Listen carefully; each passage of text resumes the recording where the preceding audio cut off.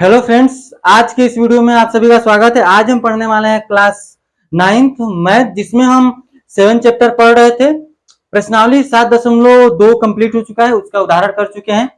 अगर आपको किसी भी क्वेश्चन में प्रॉब्लम आई होगी तो आप कमेंट कर सकते हैं, या फिर डिस्क्रिप्शन में व्हाट्सएप ग्रुप का लिंक है। अगर आपको डिस्क्रिप्शन में व्हाट्सएप ग्रुप का लिंक नहीं मिलता है, जाइए चैनल पे, वहां पे मोर पे क्लिक करने के बाद वहां पर व्हाट्सएप ग्रुप का लिंक आसानी से मिल जाएगा। ठीक है, तो वहां आप कमेंट कर सकते हैं कि यह क्वेश्चन नहीं आ रहा है, या कोई भी सवाल है हमको नहीं समझ में आ रही है, आप कमेंट कीजिए, हम उस सवाल को फिर क्लियर करेंगे। ठीक है, तो आज हमको पढ़ना है 7.3 प्रश्नावली के लिए उदाहरण, और 2 प्रमेय है और 2 उदाहरण। ठीक है, हमको लगता है 2 प्रमेय कर लेंगे और 2 उदाहरण। ठीक है, तो आज का जो लेक्चर है उसको हम शुरू करते हैं, जिसमें हमको क्या पढ़ना है।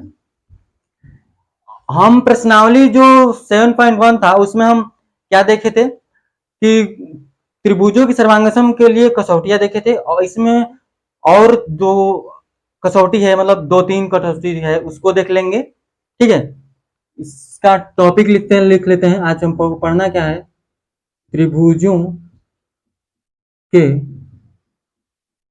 सर्वांगसमता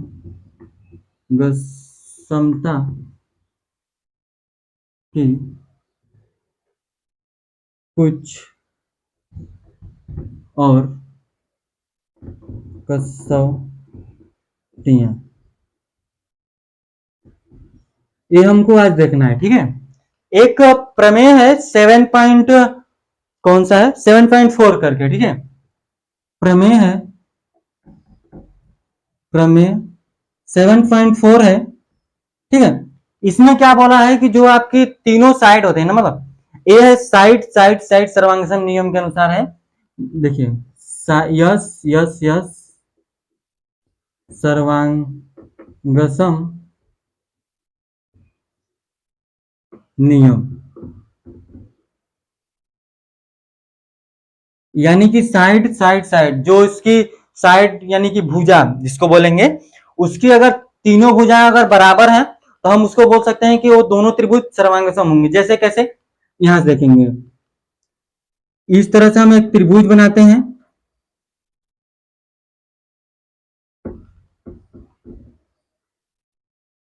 यहां से मान लीजिए 7 सेंटीमीटर है, ये 6 सेंटीमीटर है, ये 4 सेंटीमीटर है। ठीक है, उसी तरह से हम यहां पर बना लेते हैं। ये आपका 7 सेंटीमीटर हो गया, ये आपका 6 सेंटीमीटर होगा, ये 4 सेंटीमीटर हो गया।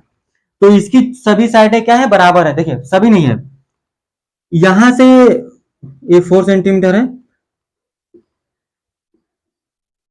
ए बी सी, यहां से पी क्यू आर। तो आप देख सकते हैं कि यहां पर ए बी क्या है, ए बी बराबर है दूसरे त्रिभुज में किसके, पी आर के, किसके, पी आर के।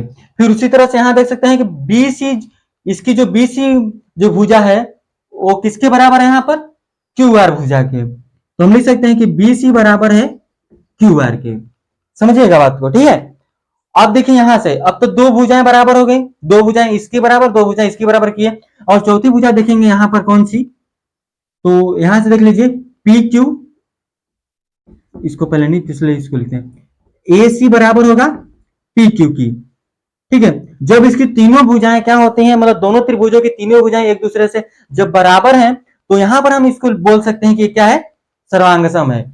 इस नियम को सर्वांगसम, साइड साइड साइड यानी कि भुजा भुजा भुजा सर्वांगसम नियम बोलेंगे। ठीक है, तो ये जो प्रमेय है 7.4, वो बोला क्या है उसको देख लीजिए। ठीक है, वो लिखा है कि यदि एक त्रिभुज की तीनों भुजाएं एक अन्य त्रिभुज के तीनों भुजाएं के बराबर हो तो दोनों त्रिभुज सर्वांगसम होते हैं। ठीक है, इसको हम लिख, ये समझ में आना, ये समझ में बेसिक है, जरूरी है, हम लिख नहीं रहे। ठीक है, प्रमेय 7.4 आप किताब में देखिएगा, अगर आपके पास किताब होगी तो वहां पर आप देखिए, आपको क्लियर हो जाएगा। ठीक है, ये प्रमेय था, प्रमेय किस तरह से होगा उसको लिखेंगे। पहले हम देखिए, अगर हम सर्वांगसम प्रूफ कर रहे हैं जब, तो हम लिख क्या सकते हैं यहां पर, जैसे कि अगर हम कर रहे हैं ना, तो लिखेंगे त्रिभुज ए बी सी तथा त्रिभुज पी क्यू आर में क्या लिखेंगे कि ए ए बी बराबर है पी आर के, बी सी बराबर है क्यू आर के, और ए सी बराबर है पी क्यू के। जब इन तीनों बराबर हैं तो यहां से हम लिख सकते हैं कि त्रिभुज ए बी सी सर्वांगसम होगा। ये सर्वांगसम का चिन्ह है त्रिभुज पी क्यू आर के। ये हम बोल सकते हैं कि सर्वांगसम है, सर्वांगसम प्रूफ हो गया। ठीक है, ये हमको प्रूफ करना पड़ेगा अगर प्रमेय 7.4 हम यूज करेंगे किसी भी क्वेश्चन में तो ये क्लियर हुआ। ठीक है, आप इसका स्क्रीनशॉट ले सकते हैं। अगर ये 7.4 सर्व जो था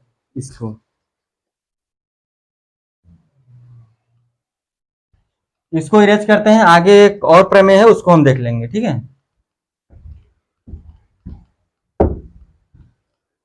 ये सब देखिए हम लिखे नहीं है, क्यों? क्योंकि ये जो प्रमेय है वो किताब में लिखा है, हम समझाएं उस पर ध्यान दीजिएगा। ठीक है, और सब तो क्वेश्चन है ही उसमें।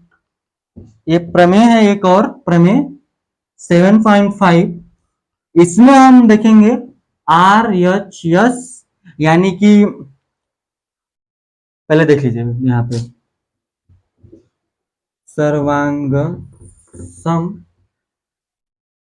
नियम, यह क्या बोला है उसको हम इसको हम लिख लेते हैं। ठीक है, फिर उसको हम समझाएंगे। देखिए, यदि दो समकोण त्रिभुज, देखिए अगर दो आपके समकोण त्रिभुज है, अगर दिया है त्रिभुजों में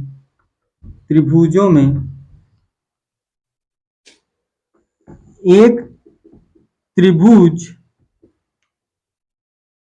का कर्ण और एक भुजा क्रमशः, देखिए क्या बोला है, एक कर्ण और एक भुजा क्रमशः दूसरे त्रिभुज के कर्ण और एक भुजा के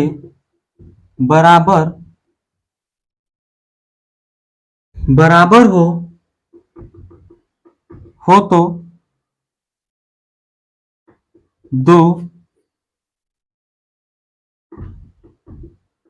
दोनों त्रिभुज सर्वांग सम होते हैं।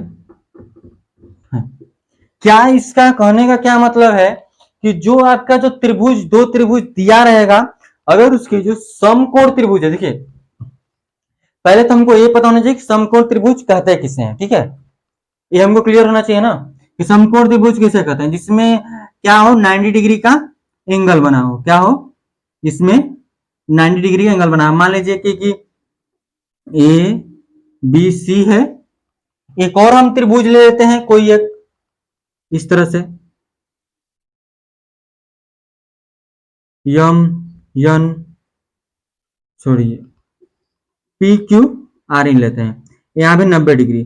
तो क्या है, एक समकोण त्रिभुज है, एक त्रिभुज का एक कोण, कर्ण मतलब यह, इसको हम बोलते हैं हाइपोटेनियस। ठीक है, क्या बोलते हैं, हाइपोटेनियस। अब देखिए कर्ण और एक भुजा, एक कोई साइड क्या हो, एक कोई साइड क्रमशः दूसरे त्रिभुज के कर्ण, यानी कि ये पहला त्रिभुज था, इसका ये जो कर्ण है, यानी कि जो पी आर है, ठीक है, जो पी आर है वो ए सी के बराबर है, अगर हो रहा है। ठीक है, अगर एक कर्ण और एक भुजा ले लेते हैं, मान लीजिए कि क्यू आर एक भुजा ले लिए इस वाले को, तो इसको थोड़ा सा और छोटा बनाते हैं तब जाके बराबर होगा ना, इस तरह से। ठीक है, क्या है, क्यू आर बराबर है बी सी के। जब क्यू आर बराबर हो रहा है बी सी के, तो हम के बराबर हो तो दोनों त्रिभुज सर्वांगसम होते हैं। तो ये दोनों त्रिभुज हो जाएंगे, वो सर्वांगसम हो जाएंगे। ठीक है, तो ये हो गया यह प्रमेय 7.5। आगे हम बढ़ेंगे उदाहरण की तरफ। देखिए, इसमें हम ज्यादा वैसा दिमाग नहीं लगाना है कि बहुत बड़ा सवाल है, नहीं समझ में आ रहा है। ठीक है, एकदम बिल्कुल सिंपल सवाल है। हमको प्रमेय, देखिए प्रमेय बताने से पहले हम ये पूरा डिटेल ही बता देते हैं कि किस तरह से हो रहा है, किस तरह से बराबर है, सर्वांगसम किस तरह से है। ठीक है, यही जो टॉपिक था ना त्रिभुज के सर्वांगसम के कुछ और कसौटियां, बस यही थी। इसी से बेस सारे क्वेश्चन होंगे प्रमेय 7.3 में, इससे बाहर कोई नहीं है। ठीक है, समझिए हर एक क्वेश्चन में आपको सेम करना पड़ेगा, कोई ज्यादा हमको कुछ नहीं करना है। ठीक है, तो चलिए यहां से हम चल लेते हैं आगे उदाहरण की तरफ। उदाहरण कौन सा हमको करना है?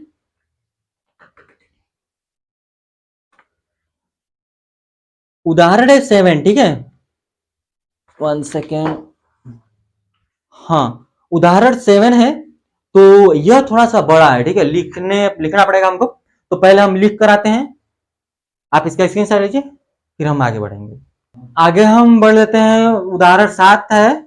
ये प्रश्नावली जो 7.3 है उसके लिए पहला उदाहरण है, और टोटल अभ्यास की बात करते हैं 7.7 की, तो उसमें है यह 7वां उदाहरण। ठीक है, तो यहां से हम देख लेंगे क्या बोला है।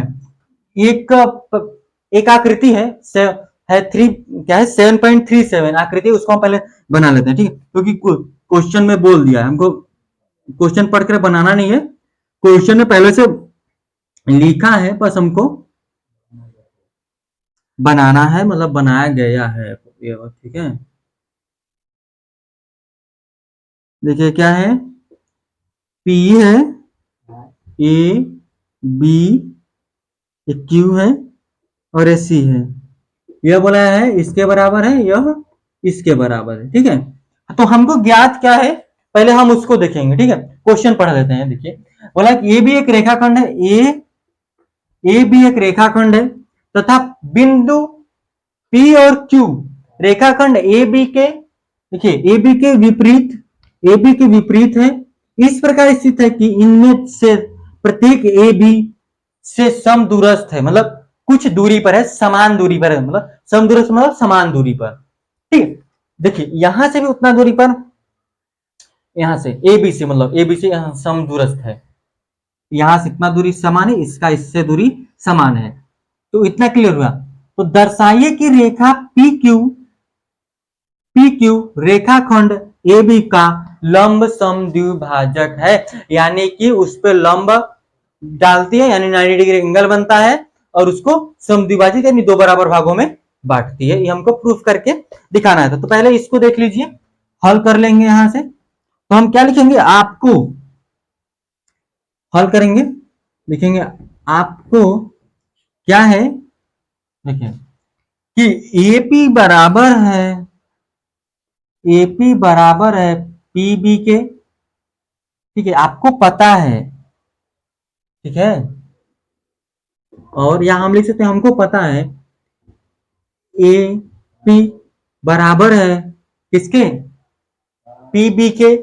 फिर उसके बाद हम क्या लिख सकते हैं, क्यू ए बराबर है क्यू बी के, क्यू ए बराबर है क्यू बी के। ये लिखा है ना, दिया है, यह क्या है, दिया है, दिया हुआ है। देखिए एपी बराबर है पीबी के, और क्यू ए बराबर है क्यू बी के, दिया है, दिया है। या फिर ये उस पे इधर यहां लिखिए, आपका मान लीजिए दिया है। ठीक है, ये हमको दिया है, हमको पता होना चाहिए। अब देखिए आगे क्या है कि, और हमको दर्शाना क्या है, दर्शाना है कि पी क्यू लंब है ए बी पर, पी क्यू लंब है ए बी पर, क्या है पी क्यू लंब है ए बी पर, पी क्यू लंब है। तो आगे देखिए हमको क्या लिखना है कि, और हमको क्या बताना चाहिए, और पी क्यू रेखा खंड ए बी को सी पर प्रति छेद करती है। ठीक है, ये प्रतिच्छेद करती है। तो आकृति जो है, और क्या लिखा है वो तो यहाँ दिया है ना कि वो ए बी से सम दूरस्थ है, समान दूरी पर है, तो हमको उतना लिखना जरूरी नहीं समझते, ठीक है। तो अब हम क्या लिखेंगे, हल उसके बाद देखिए, मतलब सम दूरस्थ के बाद जो लिखना है लिख लीजिएगा।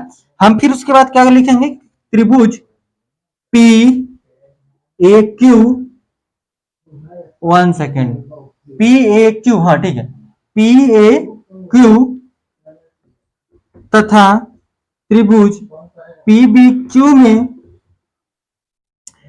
ठीक है, देखिए गंगे, पी ए क्यूब और पी बी क्यूब में देखेंगे हम कि ए पी बराबर है क्यूब ए के, ठीक है, और क्या है कि पी बी बराबर है क्यू बी के।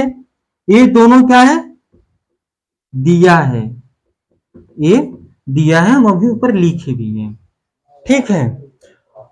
और देखिए क्या है यहां से, और क्या हो सकता है कि पी क्यू बराबर है पी क्यू के, ये है उभय निष्ठ है, क्या है, उभय निष्ठ है।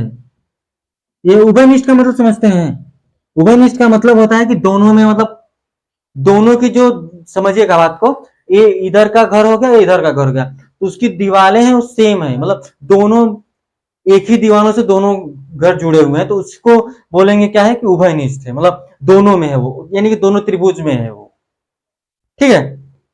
तो इतना आपको क्लियर हुआ, तो हम इसको हम लिखेंगे क्या, अब हम क्या लिख सकते हैं, जब तीनों साइड यहाँ पे बराबर कर लिए, तो आगे आप लिख लीजिए यहां से कि त्रिभुज पी ए क्यू तथा, सॉरी, सर्वांगसम है त्रिभुज पी बी क्यू के, किसका ना, साइड साइड साइड के अनुसार, ठीक है, भुजा भुजा भुजा बराबर किए हैं ना, इतना क्लियर हुआ।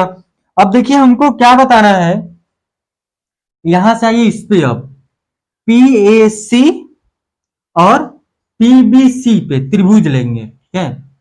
हम त्रिभुज क्या लेंगे, अब त्रिभुज पी ए सी तथा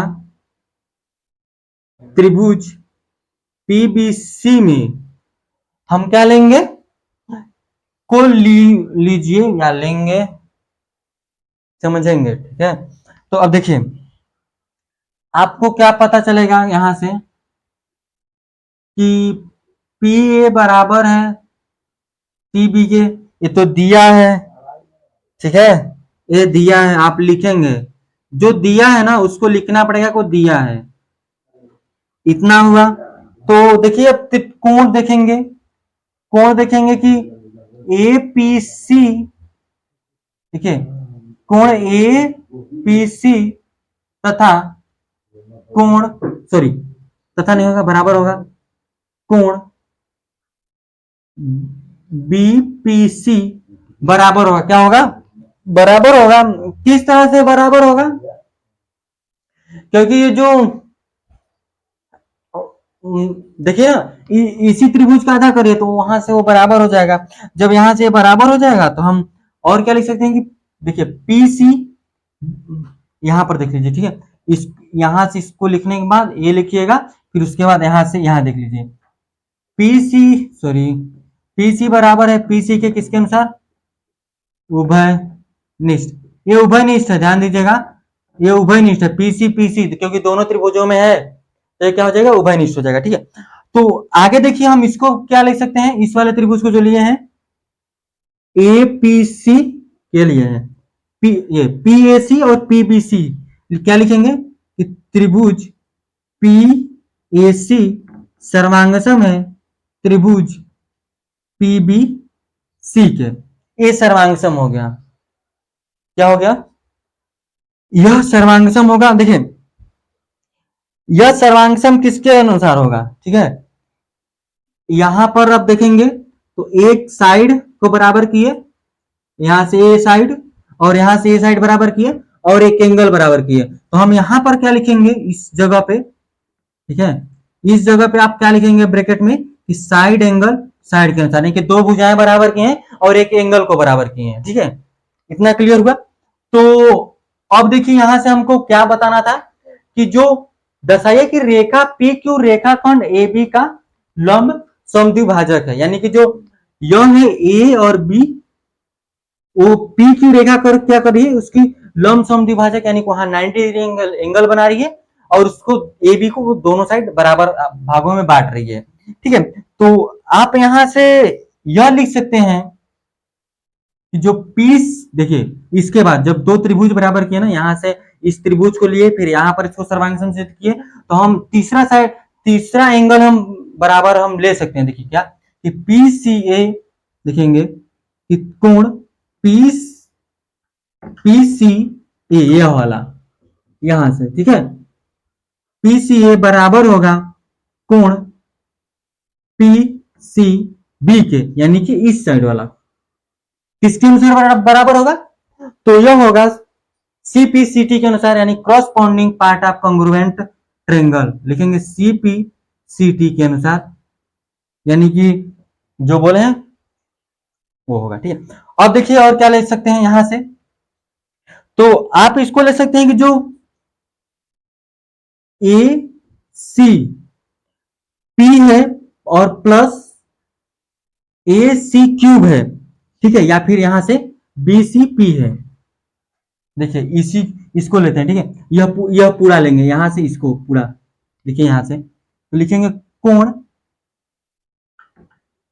ए सी पी प्लस कोण बी सी पी बराबर 180 डिग्री। आप ध्यान देंगे एक एक एक अगर एक रेखा है उस पर अगर कोई कोण बन रहा है तो वो कोण जो होगा 180 डिग्री का, यहां से पूरा वाला यह 180 डिग्री का होगा। जब ये 180 डिग्री का होगा, समझेंगे बात को, यहां से 180 डिग्री हो गया यह, और यहां से देखिए हम क्या लिए हैं कि जो PCA है वो बराबर है PCB के, किसके बराबर है, PCB के। तो देखिए C है यहाँ भी, C है यहाँ भी, बस इसमें देखिए इसको हम बस इसको उधर रखिए, यहाँ पर इधर, तो यहाँ भी उसी को रखिए ना, कोण PCB और यहाँ पर लिख दीजिए कोण PCA, दोनों को हम 180 डिग्री यहाँ पर हम बराबर किए हैं, तो हम इसी से बराबर से यहाँ पर लिख सकते हैं कि 2, देखिए यहाँ पर PCP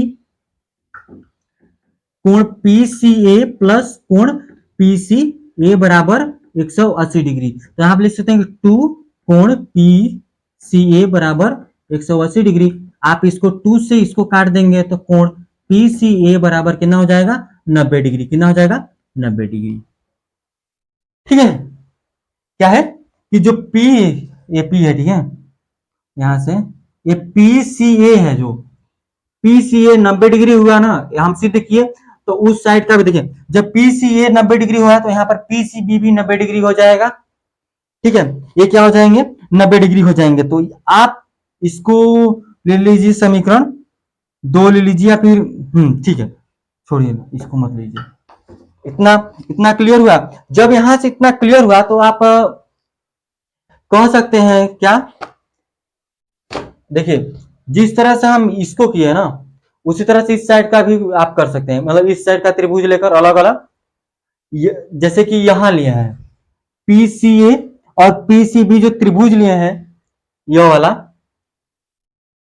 त्रिभुज PAC और PBC ये त्रिभुज लेकर सर्वांग सिद्ध किया, फिर यहां से यह वाला कोण को 90 डिग्री बनाए, इस वाले कोण को 90 डिग्री, उसी तरह से इस साइड का आप त्रिभुज लिए QAC और QBC, उसको आप सर्वांग सिद्ध करके वहां से आप फिर यहां पर ले लीजिएगा कि कोण ये वाला ACQ और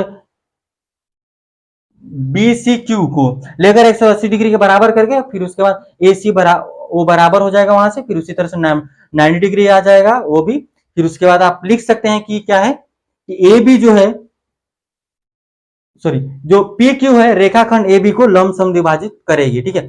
बस थोड़ा सा और जाएगा तो वो आप खुद से कीजिएगा, ठीक है, इतना हम कर दिए, बस थोड़ा सा और रह गया है, तो हम आगे बढ़ेंगे अगले उदाहरण की तरफ। ये था 7वां उदाहरण, आगे हम बढ़ेंगे 8वां उदाहरण की तरफ, ठीक है, उसको हम लिख कर आते हैं फिर हम आगे बढ़ेंगे। देखिए यहाँ से 8वां क्वेश्चन उदाहरण है, 7वां हो चुका है। ठीक है, 7वां में बस एक स्टेप और था, दो नीचे का जो त्रिभुज था उसको लेते और सर्वांगसम सिद्ध करके वहां से 90 डिग्री निकाल लेते त्रिभुज को, जो क्यू जो क्या था क्यू सी ए को निकालते 90 डिग्री। उसके बाद हम लास्ट में लिख देते कि ये क्या है, समद्विभाजक है, यानी कि पी क्यू लंब था किस पर, ए बी पर ना। अब देखिए इस क्वेश्चन में क्या बोला है कि बिंदु ए पर प्रतिच्छेद करने वाली दो रेखाएं यल और यम से, तो पहले आकृति देख लेते हैं। ठीक है, आकृति यहां से क्या है, क्वेश्चन में है तो उसको देखेंगे। एक इस तरह से है, ठीक है, एक यहाँ है और एक इस तरह से है।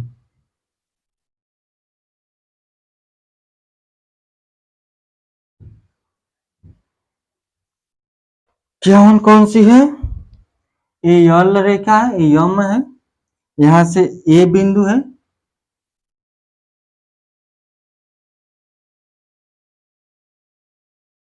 और क्या बोला था कि सम यल और यम से समदूरस्थ एक बिंदु P दर्शाइए कि रेखा ए बी दोनों रेखाओं के कोण को समद्विभाजित करती है। ठीक है, जो ए पी है यहाँ पर मान लीजिए P है और इन दोनों के समदूरस्थ है, समदूरस्थ है यानी कि यहाँ पर बनेगा। ठीक है, यहां से यहां तक ये P बिंदु ले लीजिए, ये 90 डिग्री ले लीजिए, ये 90 डिग्री होगा। ठीक है, अगर समदूरस्थ नहीं दिख रहा है तो आप बना लीजिएगा वो समदूरस्थ है। ठीक है, तो क्या है, ये 7.3 का आकृति है। तो यहां से हम करेंगे, देखिए हम दिया क्या है, हल करेंगे तो आप लिखेंगे दिया है, हम बोल रहे हैं, हम लिख नहीं रहे। ठीक है, यहां से क्या आप लिख सकते हैं कि दिया है कि दो रेखाएं यल और यम से बिंदु ए है वो हमको दी है। ठीक है, और जो यल यम से वो जा रही है, यानी कि जो इसको प्रतिच्छेद कर रही है, आप जो क्वेश्चन में उसी को उठाकर यहाँ पर लिख देंगे, कोई दिक्कत नहीं है।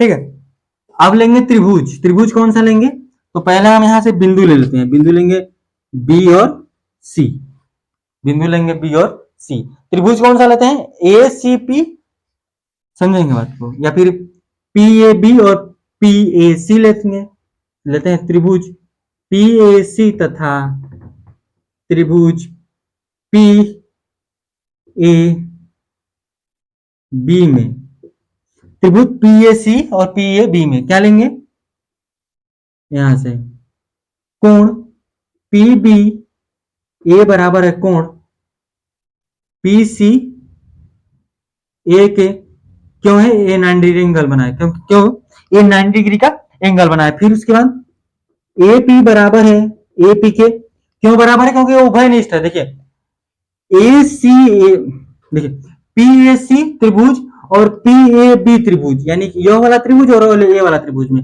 पी ए दोनों का ही भुजा है, तो हम यहाँ पर तो लिख सकते हैं कि पी ए या फिर ए पी लिखिए, पी ए कोई दिक्कत नहीं है, ये क्या है, उभय निष्ठ है, ये उभय निष्ठ है। ठीक है, फिर उसके बाद एक एंगल बराबर किए और एक भुजा और बराबर कर लेते हैं। तो क्या, तो इससे क्या था, समदूरस्थ था ना, इससे क्या था, समदूरस्थ था। तो हम यहां पर क्या लिख सकते हैं कि जो पी बी बराबर होगा वो पी सी के बराबर होगा, क्योंकि समदूरस्थ था। तो हम यहां पर क्या लिखेंगे कि त्रिभुज पी ए सी सर्वांगसम है त्रिभुज पी ए बी के। जब ये सर्वांगसम है तो आप ये वाला जो कोण है पी ए बी, ठीक है, जो कोण है पी ए बी बराबर होगा कोण पी ए सी के, किसके अनुसार, सी पी सी टी के अनुसार। आप इस यहां पर लिखिए पहले साइड एंगल साइड के अनुसार। ठीक है, यह है corresponding part of congruent side, यानी सर्वांगसम त्रिभुज। ठीक है, ये हुआ, और यही हमको बताना था समद्विभाजक है, मतलब जो कोण है ए वाला, यहाँ जो कोण बनेगा ए पी वो समद्विभाजक है इसका, हम उसी को सिद्ध कर दिए। ठीक है, बस इतना ही करना था, उसके आगे हमको कुछ नहीं करना है। आगे हम बढ़ेंगे प्रश्नावली की तरफ, आज नहीं चलेंगे, कल अगले वीडियो आएगा 7.3 का क्वेश्चन कर लेंगे। ठीक है, तो आज के लिए बस इतना रखेंगे। अगर किसी भी क्वेश्चन में या फिर उदाहरण में आपको प्रॉब्लम आई होगी तो आप कमेंट कर सकते हैं। ठीक है, या फिर अगर आपको क्वेश्चन पूछना है तो जाइए वहां पे चैनल पे, वहां पे मोर पे क्लिक कीजिए, वहां पे व्हाट्सएप ग्रुप का लिंक है, वहां पर आप मैसेज कर सकते हैं। ठीक है, आज के लिए बस इतना था, धन्यवाद।